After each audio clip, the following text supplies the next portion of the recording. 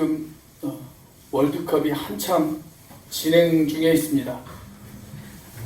1차전과 2차전은 밤 10시에 경기가 진행이 되어졌고요. 그래서 보기 좀 편했죠. 그런데 3차전은 밤 12시에 진행을 하다 보니 조금 힘들더라고요. 경기가 2시에 끝나고 또 경기에 우리가 짜릿한 역전승을 거두면서 그 흥분이 가시지를 않아 저도 새벽 3시가 넘어서야 잠이 들었습니다. 그랬더니 어제 좀 피곤하더라고요. 그런데 우리나라가 16강에 진출하면서 다음 경기는 새벽 4시입니다. 아마도 꼬박 밤을 새우고 축구 경기를 보시는 분들도 있을 거라고 생각이 되어집니다. 축구를 좋아하시는 분들은 이렇게 큰 경기가 시작이 되어지면 우리나라 경기만 보는 것이 아니라 이 나라 저 나라 경기를 다 시청을 하죠. 그래서 밤낮이 바뀐 분들도 아마 적지 않게 많이 있을 거라고 생각이 되어집니다. 여러분, 축구 경기에 있어서 가장 주목을 받는 선수, 그리고 가장 박수갈채를 받는 선수가 있다면 그 선수가 누구일까요? 역시 골을 넣은 선수입니다. 이번 대회에서도 전북 현대의 조규성 선수가 일약 스타의 자리에 올라버렸습니다. 교체 투입이 되어져서 4분도 안 되는 시간 동안 무려 2골을 넣었죠. 그래서 지금 해외에서도 엄청난 러브콜이 있다라고 하는 이야기를 제가 뉴스를 통해서 들은 적이 있습니다. 이 조규성 선수가 경기 전에는, 이 월드컵 대회 전에는 SNS 팔로워 숫자가 한 3만 명도 채 안 됐다고 그래요. 그런데 우루과이전 직후에 팔로워 숫자가 30만 명이 되더니 지금 현재는 200만 명이 넘었습니다. 그런데 이렇게 골을 넣은 선수들이 박수를 받는 이유, 그 박수를 받게 되어진 그 배경 가운데는 같이 경기장에서 땀을 흘린 모든 선수들의 노력이 있었기 때문에 그것이 가능한 것이었죠. 특별히 그들이 골을 넣을 수 있도록 결정적인 도움을 준 사람들이 있었기 때문에 그런 멋진 승리가 가능했습니다. 이렇게 골을 넣도록 결정적으로 도움을 준 사람들, 그런 행위를 가리켜서 우리가 뭐라고 이야기를 하냐면 어시스트라고 그렇게 이야기를 합니다. 2차전에서 활약한 이강인 선수, 또 3차전에서 활약한 손흥민 선수가 그런 훌륭한 어시스트의 역할을 했다라고 그렇게 이야기할 수가 있습니다. 아마 이들이 없었다면 그런 승리는 거두지 못했을 것입니다. 그래서 골을 넣은, 그래서 화려하게 조명을 받는 선수도 중요하지만 그 골을 만들어준 도우미도 상당히 중요하다라고 그렇게 이야기할 수가 있습니다. 저는 오늘 기독교 역사에 있어서 아주 훌륭한 어시스트 역할을 했던 한 사람을 여러분들에게 소개해 드리려고 합니다.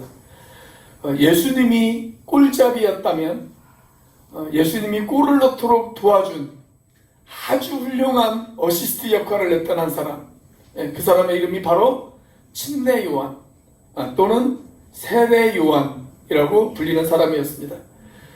예수님은 이 침례 요한을 가리켜서 이런 평가를 내리신 적이 있습니다.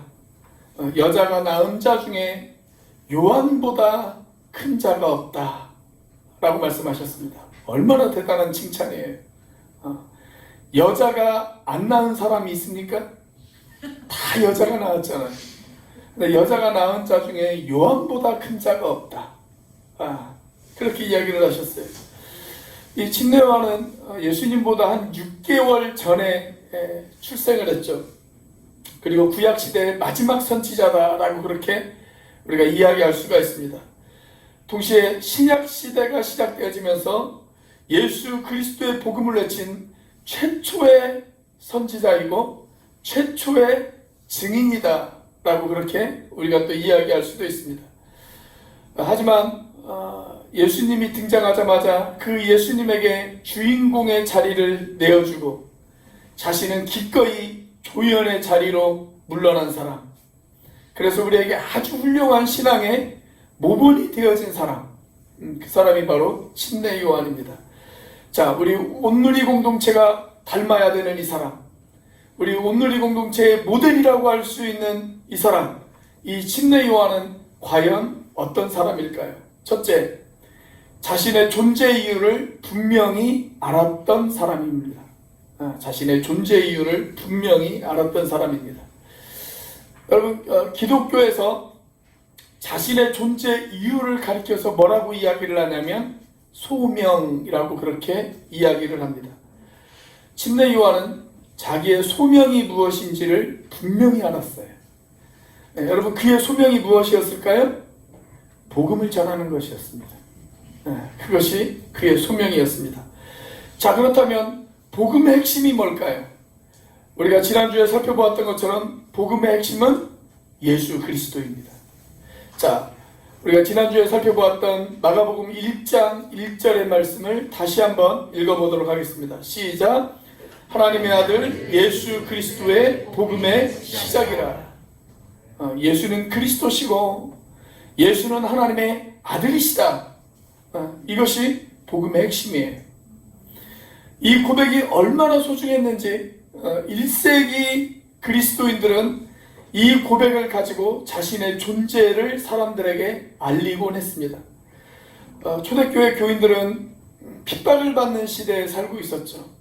예수를 믿는다는 이유로 온갖 핍박을 받는 그런 시대에 살아가고 있었습니다.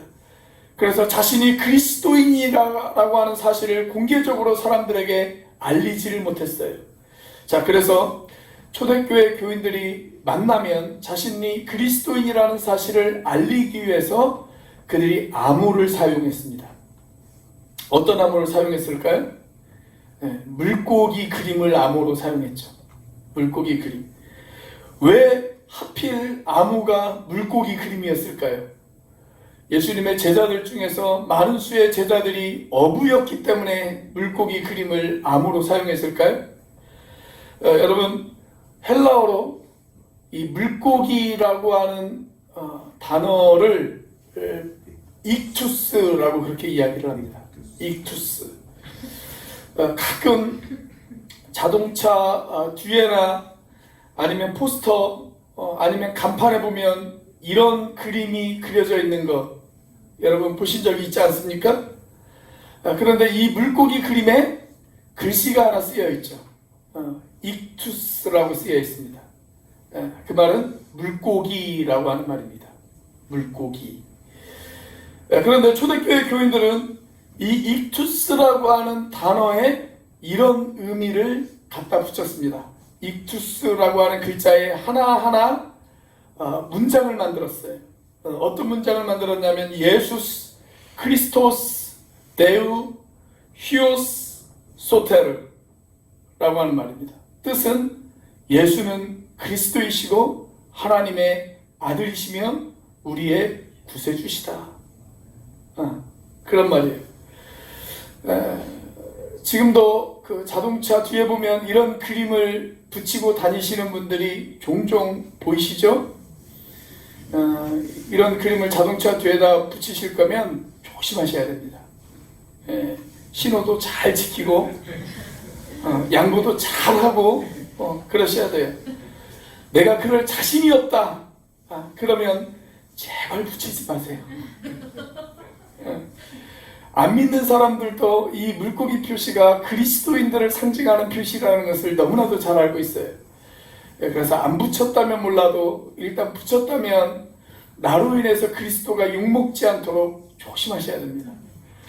여러분, 이 복음의 핵심을 가장 먼저 알았던 사람, 그래서 결코 침묵할 수 없었던 사람, 그 사람이 바로 침례 요한이었습니다. 그래서 침례 요한이 이렇게 외쳤죠. 회개하십시오. 그렇게 외쳤어요. 여러분, 예수님이 이 땅에 오셔서 공생애를 시작하실 때 예수님의 첫 설교의 주제가 뭐였어요? 회개하고 믿으라 라는 것이었습니다. 회개하고 믿으라, 복음을 믿으라. 그것이 예수님의 첫 메시지였어요. 자, 그런데 예수님께서 이 메시지를 외치기 이전에 먼저 동일한 메시지를 외치시면서 예수님의 길을 준비했던 사람, 그 사람이 바로 침례 요한이죠. 침례 요한. 그래서 성경은 이 침례 요한을 가리켜서 뭐라고 이야기를 합니까? 자, 2절과 3절 말씀 같이 한번 읽어보겠습니다. 시작. 선지자 이사야의 글에 보라, 내가 내 사자를 내 앞에 보내노니 그가 내 길을 준비하리라. 광야에 외치는 자의 소리가 있어 이르되 너희는 주의 길을 준비하라. 그의 오실 길을 곱게 하라. 예수가 그리스도시고 예수가 하나님의 아들이시다 라는 사실을 알았을 때 침례 요한은 외치지 않고는 견딜 수 없는 마음이 그의 마음 가운데 있었습니다. 저기 저 하나님의 어린 양을 보십시오. 세상 죄를 짊어지고 가는 하나님의 어린 양을 보십시오. 저분이 그리스도이시고 저분이 하나님의 아들이십니다. 저분이 바로 우리의 구세주이십니다. 침례 요한은 그걸 외치지 않고는 견딜 수가 없었어요. 그런데 여러분, 이것은 비단 침례 요한만의 외침은 아니었습니다. 역사 가운데 예수님이 그리스도시다, 예수님이 하나님의 아들이시다, 이 사실을 발견한 모든 하나님의 사람들 마음 가운데 동일하게 받았던 소명, 그 소명이 뭐냐면 그것을 전해야 한다라고 하는 소명입니다. 예수가 그리스도시고 예수가 하나님의 아들이시다라는 사실을 알았을 때 사람들은 그것을 외치지 않고는 견딜 수가 없었습니다.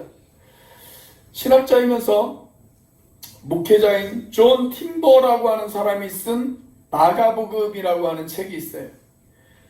근데 이 책을 보면 서론이 이렇게 시작이 되어집니다. 제가 그 서론의 한 부분을 여러분들에게 읽어드리도록 하겠습니다. 주후 64년경이었습니다. 로마에 엄청난 화재가 발생하여 전 도시를 휩쓸었습니다. 화재가 진화되어 갈 무렵 로마시의 상당한 지역이 완전히 잿더미로 변해버렸습니다. 얼마 되지 않아 로마 전역에 악성 소문이 떠돌기 시작했습니다. 네로 왕제가 불을 지도록 명령한 장본인이라는 것입니다. 물론 로마 당국은 이 사실을 부인했지만 소문은 잠잠해지지 않고 오히려 불길처럼 솟아오르기 시작했습니다. 희생양을 찾으려고 했던 로마 정부는 마침내 그리스도인들을 제물로 삼았습니다. 많은 그리스도인이 방화범으로 몰려 억울한 누명을 쓰고 처형당했습니다. 살아남은 그리스도인들은 깊은 동굴로 숨어 들어갔고 더러는 목숨을 보존하기 위해 해외로 흩어졌습니다. 그런데 이런 일련의 사건이 일어난 직후에 작은 책자 하나가 사람들 사이에 건네어지기 시작했습니다. 이 책은 이런 문장으로 시작하고 있었습니다. 하나님의 아들 예수 그리스도의 복음의 시작이라. 그 책이 바로 마가복음입니다.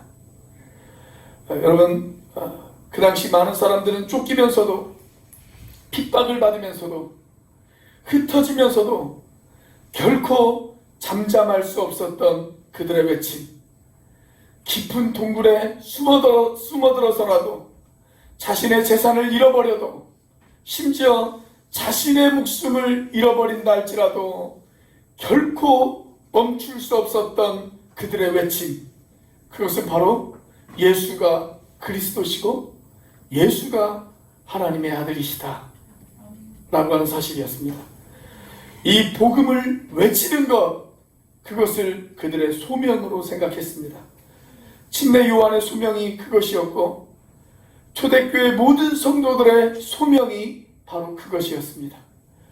예수를 하나님의 아들로 받아들인 사람들, 예수를 그리스도로 믿는 사람들, 그들은 누구나 그런 소명 앞에 순종했고 그 소명을 마음에 간직하며 그렇게 살았습니다. 여러분, 침례 요한이 받았던 그 소명, 초대교회 교인들이 받았던 그 소명, 그 소명이 오늘 저와 여러분들에게도 소명이 되어지시기를 주님의 이름으로 축원합니다. 교회 다니면서도 내가 한 번도 전도한 적이 없다. 내가 한 번도 사람들에게 예수는 그리스도시고 예수는 하나님의 아들이시다라는 사실을 말한 적이 없다. 그렇다면 그 사람은 둘 중에 하나입니다. 아직 그리스도 대신 예수님을 만나지 못했거나 아니면 자신에게 주어진 소명 앞에 불순종하거나 둘 중에 하나 아니겠어요? 여러분, 이 소명을 발견하고 이 소명 앞에 순종하는 저와 여러분들이 되시기를 주님의 이름으로 축원합니다. 자, 오늘의 모델 침례 요한은 어떤 사람이었을까요? 두 번째로 소명을 이루기 위해서 단순하게 살았던 사람입니다. 여러분, 공부를 잘하는 학생들의 특징이 뭔지 아세요? 집중입니다. 집중. 집중할 수 있어요. 막 산만한 사람들은 공부가 잘 안 되죠. 그런데 책상에 딱 앉아서 집중하는 사람, 그 사람은 참 공부를 잘하는 학생입니다. 물론 가끔 책상에 오래 앉아는 있지만 공부에 집중하지 못하고 다른 것에 집중하는 학생들도 있기는 합니다. 여러분, 소명을 이루는 사람들도 마찬가지예요. 소명을 이루는 사람의 특징이 뭐냐면 그 소명에 집중합니다. 자기에게 주어진 소명 앞에 집중해요. 그런데 그렇게 소명 앞에 집중하기 위해서는 조금 단순해질 필요가 있어요. 침례 요한은 그런 단순한 삶을 살았습니다. 우선 침례 요한이 어떤 삶을 살았느냐, 4절 말씀해 보니까 그는 평생 광야에서 살았다라고 그렇게 기록이 되어져 있죠. 그가 입는 옷도 어떤 옷이었습니까? 낙타 털옷을 입었고 먹는 음식도 메뚜기와 석청을 먹었다라고 기록이 되어져 있습니다. 자, 6절 말씀입니다. 같이 한번 읽어보겠습니다. 시작. 요한은 낙타 털옷을 입고 허리에 가죽띠를 띠고 메뚜기와 석청을 먹더라. 석청은 꿀이죠, 꿀. 이렇게 이야기를 하니까 어떤 분이 그런 이야기를 하시더라고요. 목사님, 요한이 상당히 부유하게 살았네요. 낙타에 털옷을 입었다고 한다면 요즘으로 하자면 밍크코트고, 무공의 메뚜기는 아주 건강식 최고급 요리 가운데 하나인데 그것을 먹었고, 꿀도 자연산 꿀은 엄청 비싼데 그 꿀을 먹었다고 한다면 상당히 부유하게 산 것 아닙니까? 이렇게 이야기하시는 분들이 계시더라고요. 그런데 그렇지 않아요. 이런 삶은 그 당시에 아주 서민의 삶이었습니다. 서민의 삶. 낙타 털옷은 가난한 서민들이 오래 아주 즐기게 입을 수 있는 유일한 옷이었어요. 유일한 옷. 당시 부자들은 화려한 장식띠를 띤 그런 허리띠를 착용했지만 요한은 장식이 없는 그냥 아주 평범한 가죽띠를 착용했습니다. 메뚜기와 석청 역시 가난한 사람들이 쉽게 구할 수 있는 그런 음식이었어요.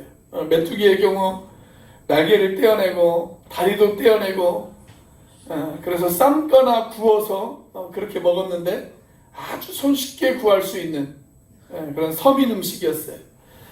여러분, 이런 요한의 모습 속에서 무엇이 느껴지십니까? 요한은 왜 이렇게 살았을까요? 그것은 그의 소명을 이루기 위해서 아주 단순하게 산 것입니다. 단순하게. 여러분, 침례 요한이 살았던 곳이 광야라고 말씀을 드렸죠? 구약 성경을 보면 이스라엘 백성들이 이집트를 탈출해서 처음으로 인도되어진 곳, 그것이 어디예요? 광야죠. 광야. 가나안을 가기 위해서 반드시 거쳐야 하는 곳, 그것이 바로 광야입니다. 사랑하는 여러분, 우리의 가나안은 어디일까요? 저와 여러분의 가나안 땅 어디일까요? 천국이죠. 천국. 그런데 그 가나안을 가기 위해서 반드시 거쳐야 될 곳이 광야예요. 그렇다면 우리의 광야는 어디일까요? 이 세상입니다. 지금 여러분들은 광야에 계신 겁니다. 광야를 지나는 나그네에게 있어서 가장 좋은 집이 있다면 어떤 집일까요? 여러분, 만약 여러분들이 광야를 지나는 나그네인데 그 광야에다가 집을 지었어요. 집을 지었는데 수영장이 딸린 호화로운 집을 지었다고 한번 생각을 해보세요. 자, 그렇다면 그 광야를 버리고 가나안 땅에 가고 싶은 마음이 있겠습니까? 없겠습니까? 아마 틀림없이 여기가 좋사오니 그러면서 광야 땅에 그냥 머무르려고 그렇게 할 것입니다. 여러분, 히브리서 11장을 보시면 우리 믿음의 선배들이 추구했던 삶이 있어요. 믿음의 조상 아브라함을 소개하면서 그의 아들 이삭을 소개하면서 또 이삭의 아들 야곱을 소개하면서 성경은 그들이 장막에 거하는 것을 기뻐했다라고 그렇게 이야기하고 있습니다. 자, 문제를 하나 드릴까요? 여러분, 아브라함이 광야에서 생활하면서 그가 큰 집을 지을 수 있었을까요? 없었을까요? 있었죠. 성경에 보면 맘만 먹으면 아브라함이 얼마든지 큰 집을 지을 수 있을 정도의 부자였습니다. 부자였어요. 자, 그런데 아브라함은 큰 집을 짓는 대신 장막으로 만족했습니다. 왜냐하면 자신이 나그네다라고 하는 사실을 잘 알고 있었기 때문에 그렇습니다. 내가 머물러야 할 곳은 이곳이 아니다. 내가 머물러야 될 곳은 약속의 땅이다 라는 사실을 너무나도 잘 알았기 때문에 그래요.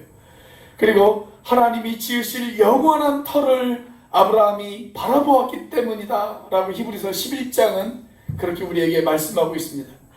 그러면서 저와 여러분들에게도 말씀하시기를 우리도 그런 나그네다 라고 그렇게 히브리서 11장에서 이야기를 하고 있어요. 여러분, 나그네는 나그네답게 살아야 합니다. 여러분, 여행하면서 제일 귀찮은 것이 뭔지 아세요? 짐입니다. 짐. 제가 이번 화요일, 수요일, 목요일, 금요일 날 새벽에 제주에 도착을 했는데 저희 아내와 함께 차를 몰고 완도로 갔다가 완도에서 다시 전주를 거쳐서 일산을 지나서 포항에서 큰아들 내려주고 다시 완도로 해서 금요일 새벽에 전주에 도착을 했습니다. 아마 제 평생 제가 운전을 가장 많이 한 2박 3일이 아니었나 그런 생각이 듭니다. 하루에 1000km 넘게 그렇게 혼자 운전을 다 했는데 저희 아내와 이렇게 다니면서 제가 좋은 게 하나 있었어요. 항상 딜레마에 빠져요. 저희 아내와 같이 다니면. 어떤 딜레마에 빠지느냐. 일단 좋은 게 있어요. 함께 다니니까 좋아요. 함께 다니니까 좋아요. 그런데 싫은 것도 있어요. 그게 뭔지 아세요? 짐이 많아져요. 짐이 많아져요.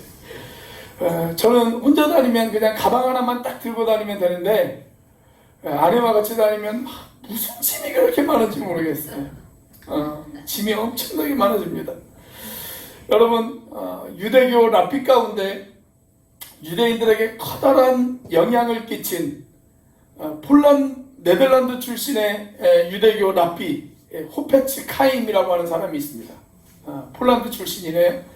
폴란드 출신의 유대인 랍비 호페츠 카임이라고 하는 사람이 있어요.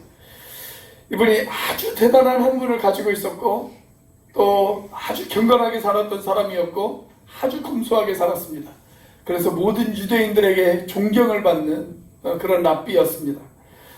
한 번은 어떤 기자가 이 랍비의 집을 방문했다고 그래요. 그런데 그 집에 가보니까 집에 아무것도 없어요. 집에 있는 거라고는 책들하고 책상만 딱 있더랍니다. 다른 가구가 없어요. 그래서 기자가 물었습니다. 선생님, 이 집에 다른 가구들은 없습니까? 물었어요. 그러자 이 랍비가 그 기자의 질문에 대답하는 대신에 오히려 그 기자에게 다시 이렇게 질문을 던지더랍니다. 기자 선생님, 당신의 가구도 여기에 없지 않습니까? 그러니까 기자가 이렇게 이야기를 했어요. 당연하죠. 저는 이 집에 손님으로 온 것이고 당신이 주인 아닙니까? 손님으로 온 제가 어떻게 가구를 들고 옵니까? 그러자 이 랍비가 이렇게 대답을 했대요. 저도 손님입니다. 저도 방문객입니다. 우리 모두 이 땅에 잠시 지나가는 방문객이지요. 그래서 너무 큰 짐들은 나그네 길에 방해가 되어진답니다. 그렇게 이야기를 하더라는 거예요. 여러분, 너무 큰 짐은 나그네 길에 방해가 되어질 수가 있습니다. 광야길에 짐이 많으면 가나안이 보이질 않습니다. 광야길에 짐이 많으면 가나안 땅이 가기가 싫어집니다. 여러분, 우리가 언제 천국에 대한 소망이 희미해질까요? 욕심이 생길 때, 내 안에 욕심이 많을 때, 여러분, 천국에 대한 소망이 희미해져요. 욕심이 생기면 천국 가기가 싫어집니다. 그냥 이 세상이 너무 좋아요. 그러면 천국을 향해서 떠나는 우리의 발걸음이 무거워질 수가 있습니다. 마치 소돔과 고모라 땅이 멸망을 당할 때 그 땅에 미련을 버리지 못하고 뒤를 돌아본 롯의 아내처럼 말입니다.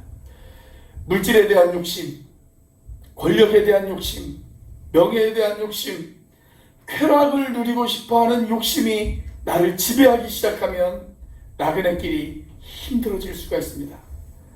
이번 포르투갈과의 경기도 보니까 포르투갈 선수들이 골 욕심이 많더라고요. 골 욕심이 많다 보니까 어떻게 되어질까요? 어시스트보다는 자기가 골을 넣으려고 하다 보니까 좋은 기회를 놓치는 경우들도 있습니다. 여러분, 욕심이 많으면 어시스트를 하지 않습니다. 저와 여러분들이 그 욕심을 제어하고 조금 단순하게 살아갈 수 있는 그런 저와 여러분들이 되시기를 주님의 이름으로 축원합니다.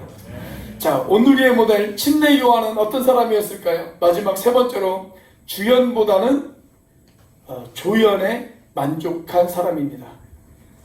조금 잘못됐네요. 주연보다는 조연에 만족한 사람입니다. 여러분, 침례 요한을 설명하는 가장 핵심적인 단어가 있다고 한다면 그 단어는 바로 겸손입니다. 겸손. 침례 요한은 예수님을 높이기 위해서 자신은 철저하게 낮아진 사람이라고 이야기할 수가 있습니다.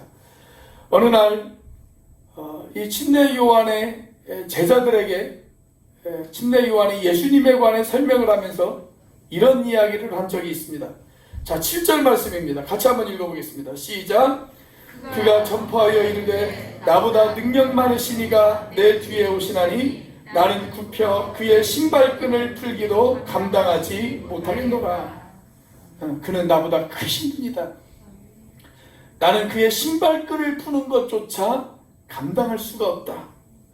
자, 그런데 요한복음을 보면 이 고백보다 더 감동적인 고백을 그가 하는 것을 볼 수가 있어요. 자, 요한복음 3장 30절 같이 한번 읽어보겠습니다. 시작. 그는 흥하여야 하겠고 나는 쇠하여야 하리라 아니라. 그는 잘 돼야 되고 나는 못 돼도 괜찮다. 그 말이잖아요. 그런데 이런 이야기를 하는 사람이 별로 인기가 없는 사람이라고 한다면 마음에 큰 감동이 주어지지 않을 것입니다. 그런데 침례 요한은 그 당시 사람들에게 엄청난 영향력을 끼쳤던 사람이에요. 본문의 5절 말씀 같이 한번 읽어볼까요? 시작. 온 유대 지방과 예루살렘 사람이 다 나아가 자기 죄를 자복하고 요단강에서 그에게 침례를 받더라. 온 유대 지방과 예루살렘 사람들이 다 그를 존경했어요. 그리고 그에게 나와서 침례 받기를 원했습니다. 어떤 학자는 아마도 침례 요한이 30만 명의 이상이 되는 사람들에게 침례를 주었을 것이다 라고 이야기하는 학자들도 있습니다. 제가 평생 목회를 해도 아마 몇십 명, 많아야 몇백 명의 사람들에게 침례를 줄 수 있을 것입니다. 자, 그런데 그에 비해서 이 당시 침례 요한의 영향력은 얼마나 큰 것이었습니까?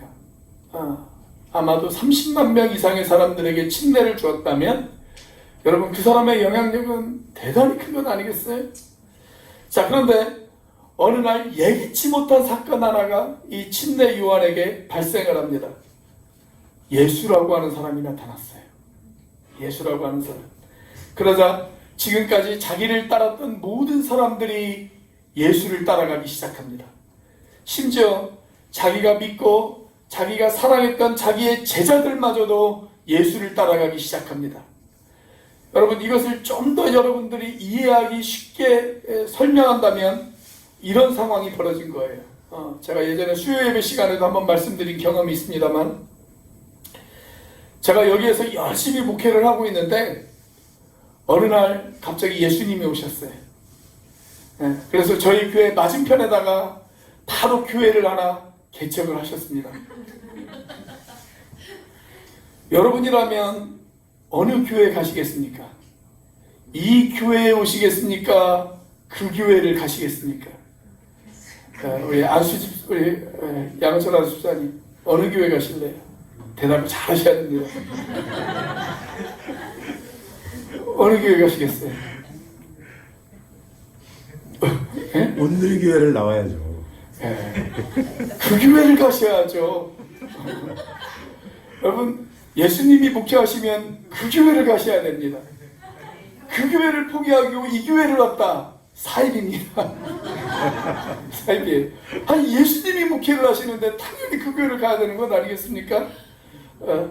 그런데 제 심정은 어떨까요?